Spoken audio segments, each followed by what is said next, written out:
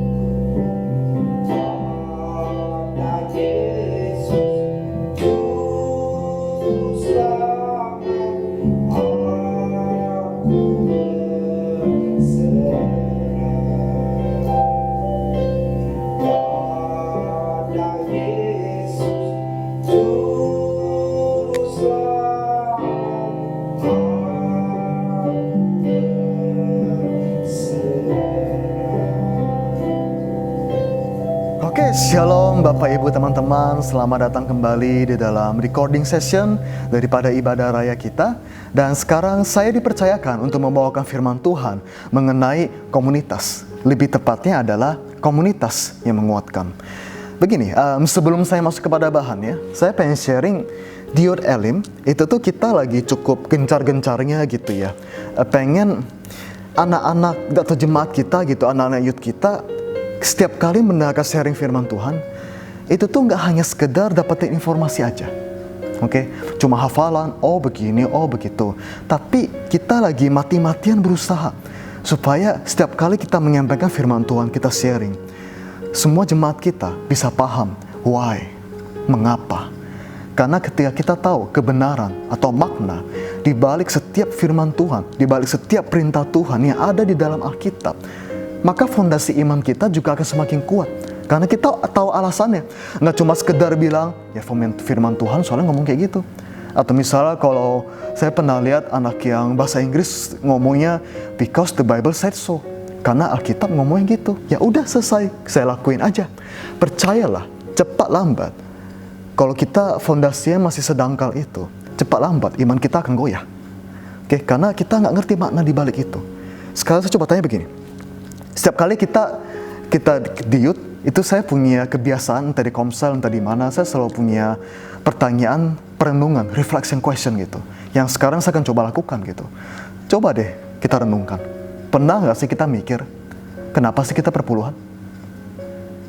Kenapa sih Tuhan kasih perintah, ampunilah musuhmu dan berdoalah untuk mereka? Kok kayak gampang banget ngomong gitu. Kenapa sih kita di gereja nyanyi-nyanyi? Kenapa sih kita gereja ada alat musik? Kenapa sih kita mendapatkan perintah ini, mendapatkan perintah itu gitu loh. Dan yang sesuai dengan tema kita pada hari ini adalah, kenapa sih kita harus bergereja? Kenapa sih kita harus komsel? Kenapa sih kita dihimbau gitu? Seakan-akan kayak dipaksa gitu, atau takut gereja kurang orang gitu, angka jiwanya menurun gitu. Enggak. Bukan masalah di sananya gitu. Ada sebuah makna, ada sebuah kebenaran yang sangat mendalam. Mengapa firman Tuhan itu memerintahkan kita untuk kita terus bersekutu di dalam sebuah komunitas. Komunitas yang isinya adalah saudara-saudara seiman, orang-orang seiman dengan kita. Oke, oleh karena itu saya akan sharing. Begini, why church? Kenapa? Ibaratnya kayak gini. Tuhan itu, gini deh, saya bacakan dulu di dalam 1 Yohanes 4 ayat ke-8. Barang siapa tidak mengasihi, ia tidak mengenal Allah, sebab Allah adalah kasih. Allah adalah kasih. Kalau kita udah bilang sesuatu kasih, berarti ini berbicara mengenai apa? Hubungan. Berarti Allah yang kita sembah, Allah Bapa, Putra, Roh Kudus, esensi utama daripada Tuhan kita, kepribadinya, yang menunjukkan benar-benar dia itu Tuhan, elemen utamanya, itu adalah kasih. Sifatnya relasional. Sifatnya apa? Memiliki hubungan. Itulah kenapa, kan kita udah sering dengar ya, kenapa Yesus bisa rela gitu, turun dari tatanya di sorga, demi menyelamatkan kita, harus menderita, disalibkan gitu, demi kita. Kenapa? Karena Yesus mau memulihkan hubungan kita kepada Tuhan. Sesimpel itu, tapi pada saat yang sama, sangat mendalam. Anda, Bapak Ibu, teman-teman, pernah gak sih kayak mikir satu Alkitab itu kalau dirangkum bener-bener kayak kita cek satu tema utama, tema besar itu apa sih? Alkitab itu gak sekedar cuman kitab terpisah artinya semua. Enggak. Salah satu alasan utama kenapa para cendekiawan, para peneliti Alkitab, para orang-orang pokoknya yang percaya pada Tuhan, yang memiliki fondasi iman yang kuat, karena semua orang yang mendalami firman Tuhan akan tahu bahwa Alkitab punya satu tema besar yang nyambung. Ada suatu benang merah, ada tema yang ketika ternyata diteliti dari Kejadian sampai Wahyu, ada sebuah pesan utama. Dan saya pun udah, karena kasih karunia Tuhan, sudah membaca dari Kejadian sampai Wahyu 7 kali, berarti sekarang sudah putaran ke-8. Ada satu tema besar, yaitu cerita dari Tuhan yang memiliki satu tema besar yang menebus umat manusia dan memulihkan hubungan kita supaya kita bisa kembali masuk di dalam keluarga Allah. Kerinduan hati Tuhan untuk membangun sebuah keluarga dan rumah yang isinya adalah orang-orang yang saling mengasihi. Tuhan pengen expand keluarganya.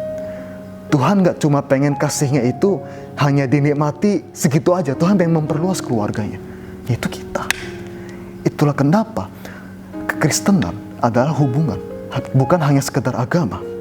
Bible is a story about God redeeming humanity back to His family. Sekali lagi, Alkitab adalah cerita tentang Tuhan, God's redemption, penebusan daripada Allah, untuk membawa kita kembali kepada rancangan yang semula, yaitu apa? Kita ada bersama-sama dengan Tuhan dalam hubungan yang harmonis dan sempurna.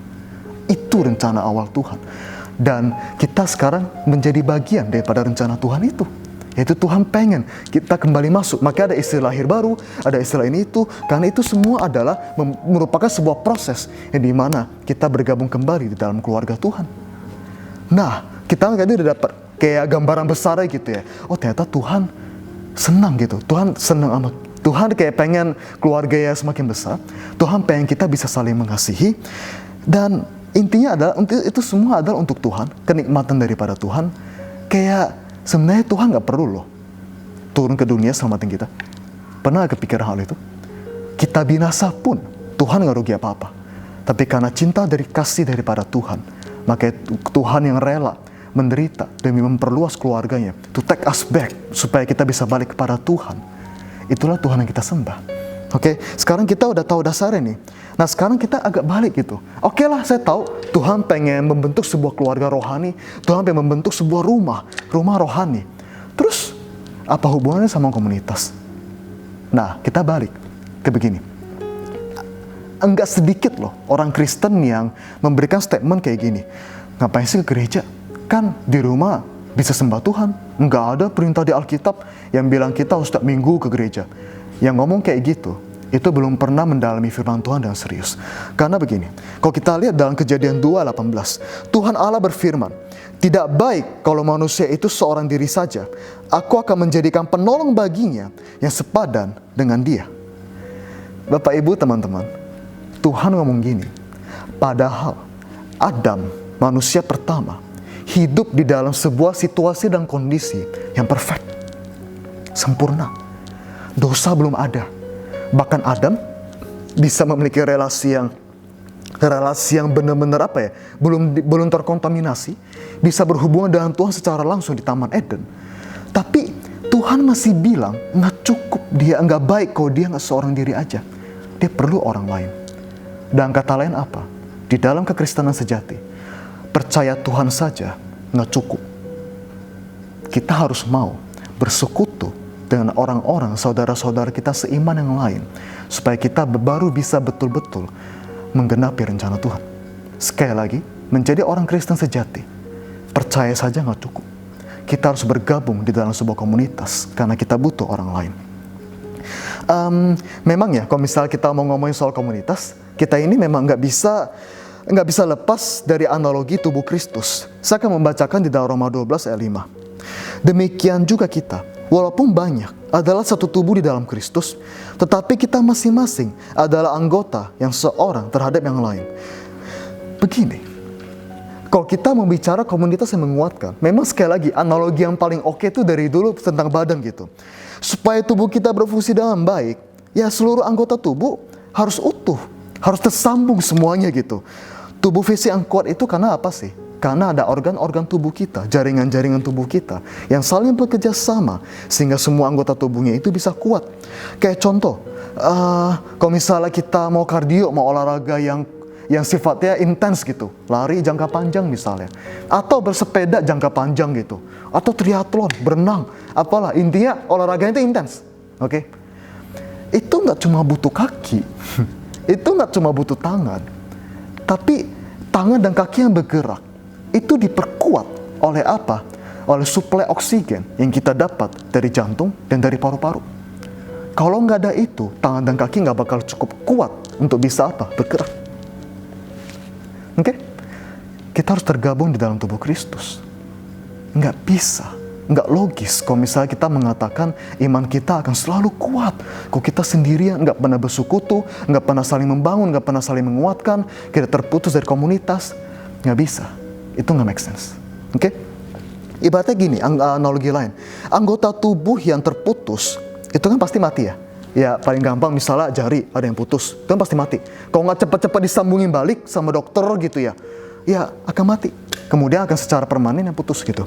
Inilah kenapa Bapak Ibu teman-teman, gejala pertama yang sering kita temui kalau orang imannya atau keadaan rohaninya itu melemah adalah dia nggak ibadah lagi, dia nggak komsel lagi, dia jadi lebih jarang ke gereja, dia jadi lebih jarang ke komsel, memutuskan diri dari tubuh Kristus. Sehingga akhirnya apa? Lama-lama gejala melemahnya rohani itu akan semakin kuat, bahkan menjalar kemana-mana.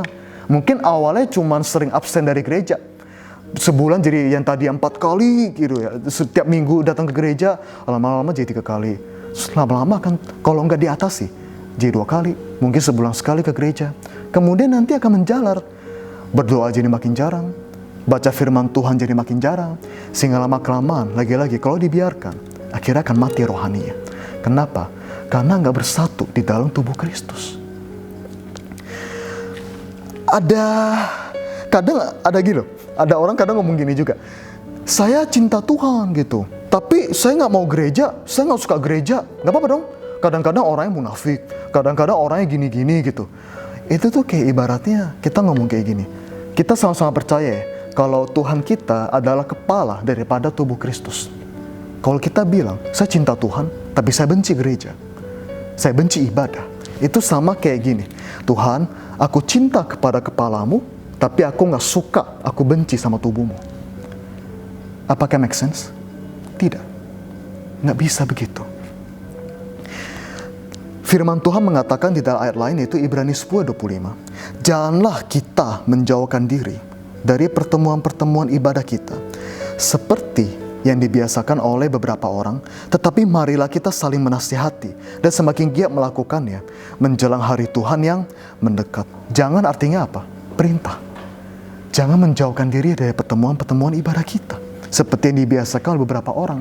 Kenapa? Di dalam situlah kita bisa saling menasihati, dan justru semakin harinya Tuhan mendekat, kita harus semakin kuat, kita harus semakin kompak. Karena hari makin susah. Nanti di akhir saya akan sharing juga mengenai hal itu. Nah begini, kalau saya akan sambungkan gitu ya, keadaan fondasi iman kita, berhubungan dengan orang lain, itu kira-kira seperti ini. Saya ada satu quote yang saya suka, saya bacakan. You cannot claim to love God if you treat people like dirt. Oke, sekali lagi. You cannot claim to love God if you treat people like dirt. Kita tidak berhak untuk klaim, untuk bilang kalau kita ini cinta Tuhan, kalau kita ini masih memperlakukan orang lain semena-mena. Oke? Ini sekarang merupakan akan saya bawakan untuk setengah dari renungan kita pada sesi kali ini adalah bagaimana kita anggota-anggota gereja seharusnya bertindak, seharusnya berperilaku kalau kita mau orang-orang bisa dikuatkan melalui kita. Oke? Gini loh, kalau misalnya ada orang ke komsel, ke gereja, kemudian dia merasa nggak dikuatkan, dia nggak merasa di-refresh, itu sebenarnya kita harus bercermin. Apakah kita sudah menjadi sebuah komunitas yang sehat? Apakah kita sudah menjadi bagian dari keluarga Allah yang sehat? Kalau ada orang datang jauh baru mental, atau mungkin anggota yang lama terus mental, itu mesti dicek. Jangan-jangan ada suatu kebiasaan yang nggak sehat. Seperti yang tadi saya bilang, kita nggak bisa klaim kita cinta Tuhan kalau kita masih memperlakukan orang lain secara semena-mena. Contohnya kayak gini, ada orang cerita soal pergumulannya, bukannya dikuatin, malah jadi bahan gosip. Ada orang yang kerohaniannya lagi mandek, terus dia cerita-cerita gitu ya, kok saya kerohaniannya begini-begini. Bukan dibangun, bukan disupport, tapi malah dinyinyirin, malah disindir dan lain sebagainya. Ada yang lagi sedih, tapi masalahnya malah dibanding-bandingin sama masalah-masalah orang lain. Dia bukannya disegarkan rohaninya, tapi dia malah semakin merasa kecil, merasa disepelekan, dan hilang semangatnya. Jangan sampai kita ini tuh orang yang sudah lahir baru. Kita mengaku sudah Kristen lama, atau mungkin kita menganggap diri kita rohani udah dewasa. Tapi kalau kita ngelihat ada teman-teman komsel kita, saudara seiman kita yang lagi menderita, tapi kita enggak ngapa-ngapain, dan bahkan mungkin doain aja enggak. Bapak Ibu teman-teman, coba sekarang pikirin deh kita sama-sama. Kalau ada orang bilang, doain aku dong, aku lagi begini-begini. Doain gue dong, gue lagi bergumul punya masalah ini itu. Apakah kita betul-betul mendoakannya? Di Komsel ada yang request doa, doain ya gue lagi cari pekerjaan, atau doain ya gue lagi stres, keluarga gue lagi begini. Ketika Komsel selesai ibaratnya, cat gitu, kita masih doain gak? Itu aja minimal, itu aja. Kalau enggak, biarlah ini menjadi teguran, biarlah ini menjadi reminder buat kita semua. Atau saya punya tips sederhana seperti ini. Sebagai anak Tuhan, bagaimana sih kita bisa saling menguatkan? Yang saya share kepada anak-anak youth adalah, what will Jesus do? Apa yang akan Yesus lakukan? Logikanya gini deh, misalnya kita selalu pertanyakan kepada diri kita gitu, Tuhan, apa sih yang Engkau akan lakukan kalau Engkau ada di posisi aku? Atau, kalau misalnya kita lagi berhadapan dengan orang, kita bisa bertanya kayak gini, kalau misalnya Tuhan di posisi aku ngapain? Atau Tuhan maunya ngomong apa atau melakukan apa lewat aku ya, supaya orang ini bisa merasakan Tuhan melalui aku. Itu kita bisa tanyain. Sekarang coba saya tanya gitu ya, kok ada anggota Komsel teman-teman kita gitu, ketika lagi lemah rohani, mereka lagi terbuka akan masalahnya, mungkin masalah yang sifatnya intim gitu, masalah yang sifatnya berat, atau masalah yang sifatnya memalukan gitu. Kalau kita cerita ke Yesus, apakah respon Yesus akan mempermalukan orang itu? Apakah Yesus akan gosipin orang itu? Apakah Yesus akan membuat orang itu merasa kecil? Gak mungkin. Pelacur aja Yesus rangkul. Apa kita sudah menjadi semakin serupa dengan Tuhan? Bapak Ibu teman-teman, saya udah sering share bahwa kita target semasa di bumi ini, target utama kita adalah kita harus semakin serupa dengan Tuhan. Itu targetnya. Dan saya bisa katakan dengan tegas seperti ini. Kita menjadi paling mirip dengan Tuhan, paling serupa dengan Kristus ketika kita mengasihi. Oke?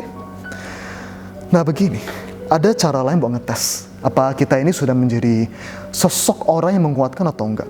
Secara sederhana, kalau misalnya ada saudara teman-teman seiman kita di Komsel atau dimanapun gitu ya, di tongkrongan gereja kita, hai para pemimpin, atau para orang tua gitu ya, atau teman-teman rohani, apa sih respon kamu kalau tiba-tiba ada saudara seiman kamu terbuka mengenai sesuatu yang sifatnya tabu atau sesuatu yang sifatnya memalukan? Di Komsel ibu-ibu, kalau misalnya tiba-tiba ada yang cerita ternyata dia pernah aborsi, kemudian dia merasa bersalah sampai sekarang. Nah pertanyaan saya adalah, responnya ngapain? Akankah kita hakimin dulu? Atau kita menguatkan dia, kemudian kita support dia, bantu dia supaya dia bisa memaafkan dirinya sendiri dan memperoleh damai sejahtera. Kemudian teman-teman kita, kalau misalnya ada anak youth gitu, kalau misalnya kita kedapatan ada teman kita yang lagi ternyata dia terbuka, pergumulannya berat dan sifatnya memalukan gitu, apa respon kita? Kita gibahin, kita cengin dulu, kita olok-olok dulu, oke, kita kuatkan dulu. What would Jesus do? Saya akan tutup dengan kisah dari Kisah Para Rasul. Ini merupakan cerita yang sangat bikin saya melting gitu. Karena kita sering lupa, di balik orang-orang kuat biasanya akan selalu ada komunitas yang kuat. Saya akan bacakan dalam Kisah Para Rasul 12 ayat 5-12. Demikianlah Petrus. Jadi ceritanya gini, ada Raja Herodes, orang-orang Kristen pada waktu itu lagi dipersekusi, lagi disiksa oleh Raja Herodes. Itu zaman para rasul-rasul awal ya, oke? Nah, itu pertama ada rasul nama Yakobus udah ditangkap. Kemudian Raja Herodes kayak ngerasa, wih orang Yahudi seneng nih, seneng sama gue gitu, karena gue nangkep orang-orang Kristen. Akhirnya nggak cuma Yakobus yang ditangkap, tapi Rasul Petrus juga ditangkap. Kemudian apa yang terjadi? Kisah Para Rasul 12 ayat 5-12. Demikianlah Petrus ditahan di dalam penjara, tetapi perhatikan, jemaat dengan tekun mendoakannya kepada Allah. Saya langsung ceritakan dengan singkatnya seperti ini kira-kira. Setelah ditangkap, itu kan masuk tuh, kayak dikurung masuk penjara gitu, ada malaikat selamatin. Singkat ceritanya adalah akhirnya Rasul Petrus bebas, oke, dia dibebaskan. Kemudian Rasul Petrus balik dong kepada persekutuan teman-teman seimannya gitu, ibaratnya kayak Komsel lah gitu. Waktu dia balik, waktu dia masuk ke dalam tempat itu, ternyata di ayat 12, dan setelah berpikir sebentar, pergilah ia ke rumah Maria, ibu Yohanes yang disebut juga Markus. Itu tepat pada orang-orang persekutuan yang lagi ngumpul. Di situ banyak orang berkumpul dan berdoa. Jadi Petrus, rasul-rasul, bisa kuat dalam pelayanannya, bisa survive, bisa sukses dalam pelayanan penginjilan mereka, karena ada komunitas yang kuat, yang backup, yang support mereka. Mereka saling mendoakan. Kalau nggak ada komunitas itu ya, Injil tidak akan bisa disebar. Dan mungkin kita sampai sekarang, kita nggak tahu siapa Yesus. Semuanya berkat para rasul. Dan kenapa rasul bisa kuat? Karena mereka ada di tengah-tengah komunitas yang saling menguatkan. Lebih tepatnya, mereka saling mendoakan. Sekarang coba deh kita pikir, kita renungkan bersama. Ada nggak sih keinget gitu? Kalau saya tanya kayak gini, ada nggak sih teman-teman seiman Anda dalam komsel atau dalam tongkrongan rohanimu, atau mungkin teman-teman non gereja, apapun itu deh, ada nggak sih yang sekarang lagi dalam masalah? Entah itu secara ekonomi, entah itu secara emosional, entah itu masalah keluarga, masalah pribadi, apapun itu, ada nggak? Kok ada kebayang nama-namanya atau kebayang muka-mukanya gitu ya? Apakah Anda sudah mendoakan mereka? Atau apakah Anda sudah menanyakan kabar mereka? Jadilah komunitas yang menguatkan. Nggak hanya sekedar datang ke gereja, nyanyi-nyanyi, pulang. Tapi jadilah sebuah fellowship, sebuah persekutuan yang kuat. Karena Tuhan menghendaki kita masuk di dalam sebuah komunitas yang menguatkan. Sekali lagi, kita anggota tubuh Kristus. Kalau kita terpisah daripada tubuh Kristus, percayalah, lama-lama rohanimu akan mati. Mungkin ada di antara kalian yang sudah jarang komsel, sudah jarang melibatkan diri di dalam sebuah persekutuan gitu ya. Entah itu karena kita masuk dalam masa pandemi ini ya, mungkin sulit. Tapi kita masih berusaha saling tanya, saling ngobrol, entah itu lewat chat, entah itu lewat telepon. Sebenarnya udah nggak ada alasan lagi untuk kita ini tuh bisa lepas kontak, karena kita hidup di zaman komunikasi yang sudah sangat modern. Apakah ada? Apakah Tuhan udah gerakin hati kita? Kayak nanti setelah ini saya pengen tanyain kabar deh, si A, si B, si C. Kalau iya, lakukanlah. Karena seringkali Tuhan memakai kita menjadi perpanjangan tangannya untuk kita bisa menguatkan orang lain. Intinya seperti ini. Buatlah orang lain bisa merasakan kasih sayang Tuhan melalui kita, melalui komunitas yang menguatkan. Jadikan GKRI Elim ini tuh di sebuah komunitas yang menguatkan. Enggak hanya sekedar komunitas sosialita gitu loh, enggak. Saya tutup closing dengan ini. Kita sekarang masuk di dalam udah bulan keempat atau bulan ketiga atau bulan keempat di masa pandemi. Ada satu quote, saya sering bacanya di Facebook sih, tapi saya nggak tahu di sosmed lain ada atau enggak. Intinya banyak orang ngomong kayak gini, di tengah-tengah pandemi ini ya, we are all in this together, atau we are all in the same boat together. Ya artinya apa? Kita semua ada dalam sebuah perahu yang sama, menghadapi badai-badai ini. Kata siapa? Itu statement yang salah. Yang benar adalah bukannya kita semua ada di dalam perahu yang sama, tapi kita semua ada di dalam badai, menghadapi badai yang sama. Tapi perahu kita beda-beda. Ada orang menghadapi pandemi ini, mungkin kapalnya kapal pesiaran besar, kapalnya yang kuat kayak Titanic, tabungannya masih oke, dia di rumah by entertainment, ada wifi, hidupnya enak, ibaratnya cuma diem di ongkang kaki aja pun masih bisa survive, masih bisa aman dan sejahtera. Tapi bagi sebagian orang, ada mereka yang menghadapi badainya mungkin di perahu kecil. Yang mungkin selama ini pekerjaannya keseharian, sehari demi sehari dapat gajinya. Tapi dipecat, nggak ada pekerjaan, terus pusing kayak perekonomiannya. Atau mungkin ada yang tabungannya mulai menipis, bingung mau makan apa, harus berhemat luar biasa. Kemudian atau mungkin ada yang di rumah entertainmentnya nggak ada, kemudian bingung harus ngapain, stres emosional di rumah. Berbagai penelitian sudah menunjukkan bahwa di dalam pandemi ini masalah mental, masalah emosional, stres daripada banyak orang di seluruh dunia itu meningkat. Hanya karena kamu merasa nyaman atau nggak stres amat gitu ya di dalam pandemi ini, bukan berarti orang lain nggak stres juga. Adakah orang-orang, sekali lagi, ada nggak orang-orang di sekitar kita yang kita kebayang gitu, oh ini kayak lagi punya masalah nih di pandemi ini kayak lagi kesulitan nih. Ayolah, coba tanya kabar dia. Kuatkan mereka kalau mereka lagi lemah imannya. Kalau mereka ada yang merasa Tuhan kok kayaknya jahat banget, kuatkan mereka. Saya sendiri pun, kalau saya boleh jujur, kesehatan emosional saya nggak baik-baik amat selama masalah pandemi ini. Tapi saya bersyukur ada anak-anak rohani, ada persekutuan yang bisa menguatkan saya sehingga saya bisa survive dan makin kuat hingga detik ini. Dan saya rindu kalian semua bisa merasakan apa yang saya rasakan. Kalau misalnya Anda merasa ada yang salah, ada yang berbeda dari komunitasnya, coba dikomunikasikan. Saling membangunlah, saling menasihati, berikanlah saran. Atau kita hanya langsung main memutuskan aja tanpa mungkin komunitasnya pernah tahu. Mereka mungkin nggak nyadar ada berbuat suatu kesalahan yang membuat kita tersinggung. Kemudian tapi kita nggak pernah kasih tahu balik. Terus mereka nggak tahu. Nah itu bukan salah komunitas ya. Coba deh kita renungkan baik-baik. Apa kita sudah terinvestasi waktu hidup kita di dalam sebuah komunitas yang baik? Dan hai para komunitas, apakah engkau sudah menjadi komunitas yang baik? Komunitas yang menguatkan? Atau jangan-jangan setiap kali ada orang bergumul, kita masih mengecilkan mereka? Nggak heran kalau ada jiwa yang mungkin lari. Yuk kita evaluasi diri. Selama kamu masih punya telinga, kamu masih bisa melayani dan menguatkan orang lain.